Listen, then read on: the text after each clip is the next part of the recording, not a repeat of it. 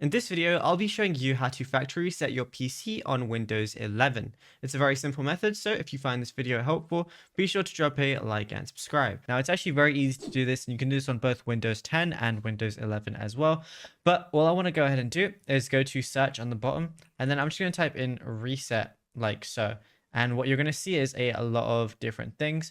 And if reset doesn't come up, what I want to type in is factory. And then once I start typing in factory, I typed in factor, I'm going to see reset this PC. So you might see it on reset, but you might see it on factory as well. So go ahead and click on that. It's going to bring you to your system settings like so. Then you're going to see a reset this PC. It says choose to keep or remove your personal files, then reinstall Windows. So we're going to press reinstall PC. Then we're going to choose remove everything. Then it's going to be getting things ready for the removal. So you can do a local reinstall or a cloud download. So we're just going to do a local reinstall. And then, yeah, once you're happy with it, just click next. And then you could go ahead and remove absolutely everything.